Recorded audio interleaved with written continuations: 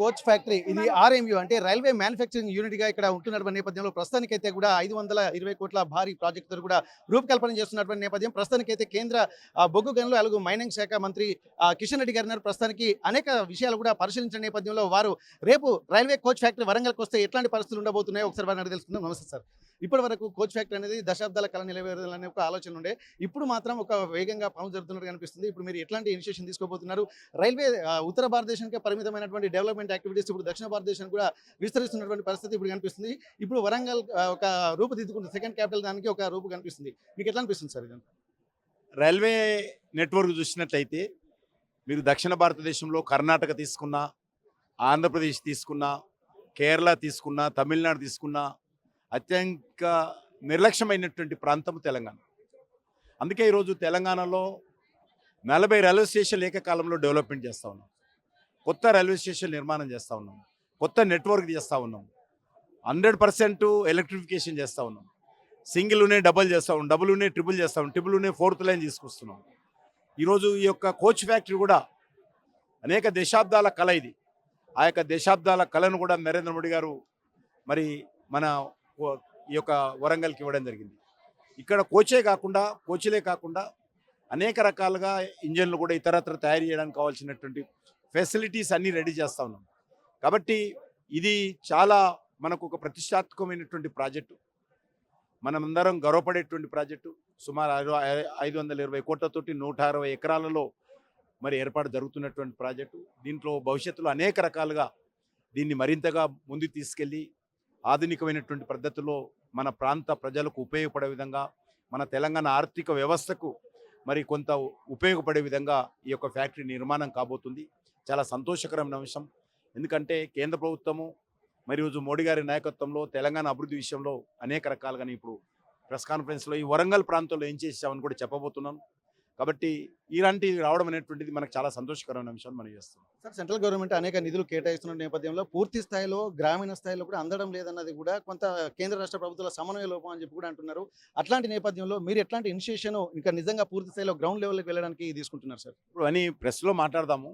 ఈరోజు ఉదాహరణ గ్రామ పంచాయతీ తీసుకుంటే, గ్రామ పంచాయతీలో రోడ్ల నిర్మాణం కానీ, వీధి లైట్లు కానీ, శానిటేషన్ కానీ, శానిటేషన్ సిబ్బందికి జీతాలు కానీ, గ్రామ పంచాయతీ కార్యాలయంలో కట్టే ఎలక్ట్రిసిటీ బిల్లు కానీ, గ్రామ పంచాయతీలో ఇంటర్నల్ రోడ్స్ కానీ, గ్రామాల్లో నిర్మించేటువంటి శ్మశాన వాటికలు కానీ, రైతు వేదికలు కానీ అన్నీ కూడా ఈరోజు కేంద్ర ప్రభుత్వమే. రాష్ట్ర ప్రభుత్వం ఒకరు మనరేగా నిధులు కావచ్చు, 15th ఫైనాన్స్ కమిషన్ నిధులు కావచ్చు, గ్రామ పంచాయతీలకు వచ్చే నిధులు తప్ప రాష్ట్ర ప్రభుత్వం నుంచి ఒక్క రూపాయి కూడా రావడం లేదు.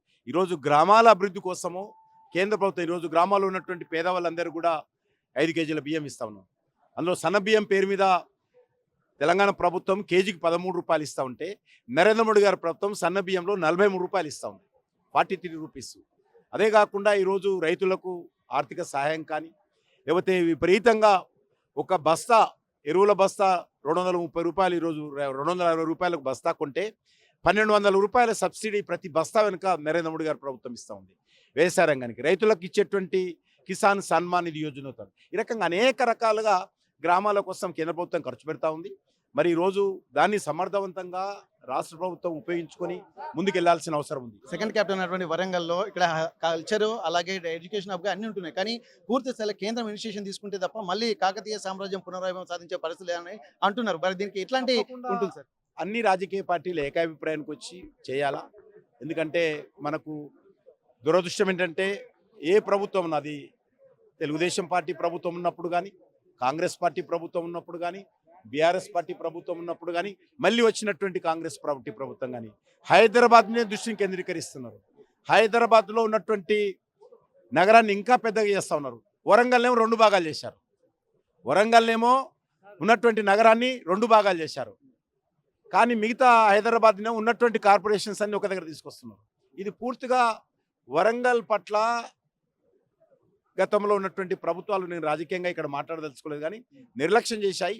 ఈరోజు వరంగల్లో మెగా టెక్స్టైల్ పార్క్ కానీ, వరంగల్లో రైల్వే మ్యానుఫ్యాక్చరింగ్ యూనిట్ కానీ, వరంగల్లో అమృత్ భారత్ కింద రైల్వే స్టేషన్ల డెవలప్మెంట్ కానీ, వరంగల్లో ఈరోజు మరి హృదయ స్కీమ్ కానీ, వరంగల్లో స్మార్ట్ సిటీ ప్రాజెక్ట్ కానీ, వరంగల్లో హెరిటేజ్ సిటీ కింద డెవలప్మెంట్ కానీ, ఈరోజు ఏదైనా డెవలప్మెంట్ చేస్తుందంటే కేంద్ర ప్రభుత్వమే.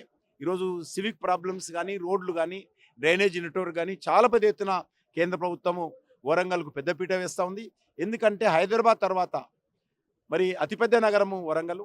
ఈ నగరానికి ఉండేటువంటి ప్రాధాన్యత, దీనికి ఉండేటువంటి చరిత్ర, దీన్ని ఖచ్చితంగా అందరం కలిసి కాపాడుకొని ఈ నగరాన్ని అభివృద్ధి చేయాల్సిన అవసరం ఉందని చెప్పి మేము భావిస్తా ఉన్నాం. Thank you sir. ఇప్పటికీ తెలంగాణ హెరిటేజ్ సిటీగా అంటే వరంగల్ అనేది కూడా ఎంత సెకండ్ క్యాపిటల్గా చెప్పుకుంటున్నారు, కానీ పూర్తి స్థాయిలో అభివృద్ధి చెందకపోవడం అనేది కూడా ఇక్కడ గమనించాల్సింది. కానీ ప్రస్తుతం ఇనిషియేషన్ హృదయ్ అమృత స్మార్ట్ సిటీతో పాటు హెరిటేజ్ సిటీగా అలాగే ఎన్నో డెవలప్మెంట్ యాక్టివిటీస్ కూడా ఇక్కడ వరంగల్లో ఉంటున్నప్పటికీ కూడా దాన్ని పూర్తి స్థాయిలో శ్రద్ధ కనబర్చాల్సినటువంటి అవసరం అయితే కనిపిస్తుంది. కానీ ఇప్పుడు ప్రస్తుతం తీసుకుంటున్నటువంటి రైల్వే కోచ్ అంటే ఆర్ఎంయు రైల్వే మ్యానుఫ్యాక్చరింగ్ యూనిట్ ఏర్పడ్డ తర్వాత కూడా అనేకమైనటువంటి డెవలప్మెంట్ యాక్టివిటీస్ కూడా జరగబోతున్నాయి. ఇటు టెక్స్టైల్స్ పార్క్ కేంద్రంగా కూడా దానికి అనుబంధంగా కూడా అనేక పరిస్థితులు, అనేక కంపెనీస్ కూడా వస్తున్నటువంటి పరిస్థితులు కూడా వస్తాయని చెప్తున్నారు. ఇక్కడ హైదరాబాద్ కనుక ఒక దగ్గరికి తీసుకొస్తున్నారు. వరంగల్ నగరాన్ని మొత్తం డీసెంట్రలైజ్ డెవలప్మెంట్ కింద చేయాల్సినటువంటి అవసరం అయితే కనిపిస్తుంది. ప్యారలల్ గా అంటే హైదరాబాద్ తర్వాత రెండో రాజధానిగా వరంగల్ ఉండాలంటే మాత్రం ఒక ప్రత్యేకమైనటువంటి ప్రణాళికతో ముందుకు వెళ్లాల్సినటువంటి అవసరం ఉంటుంది. కానీ దీనికి కేంద్ర రాష్ట్ర ప్రభుత్వాల సమన్వయం కూడా చాలా అవసరం అన్నటువంటి విషయాన్ని గుర్తు చేస్తున్నారు. ముఖ్యంగా railway RMU railway manufacturing unit కి మాత్రం ప్రస్తుతానికి 520 కోట్ల రూపాయలతోటి ప్రారంభించారు. దీనికి సంబంధించి కూడా ప్రస్తుతానికి రైల్వేలకు సంబంధించిన అన్ని యూనిట్కు అన్ని ఇక్కడ ప్రారంభమవుతాయి. దేశవ్యాప్తంగా కూడా ఇక్కడ నుండి ఎక్స్పోర్ట్ చేయాలంటే ఇది ఒక సెంటర్ సిటీగా ఉంది కాబట్టి దేశవ్యాప్తంగా ఉన్నటువంటి అన్ని ప్రధాన నగరాలకు రైల్వే ఇంజన్లతో పాటు రైల్వే కోచ్లు అలాగే ప్రతి రైల్వే సామాగ్రి కూడా ఇక్కడ తయారయ్యే యొక్క యూనిట్ని కూడా చేస్తున్నారు. మొదటి ఫేజ్ కింద 520 కోట్ల రూపాయలు, ఆ తర్వాత మెషిన్స్ అన్ని తీసుకొచ్చిన తర్వాత కూడా ముందుకు తీసుకెళ్లేటువంటి పరిస్థితులు కనిపిస్తున్నాయి.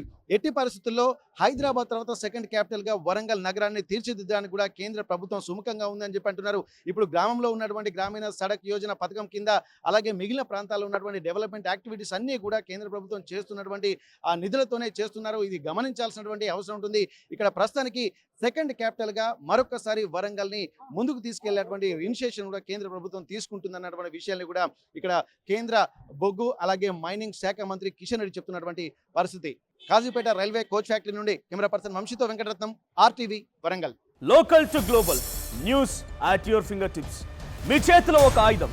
Download raw TV app. Media legend Ravi Prakash is back.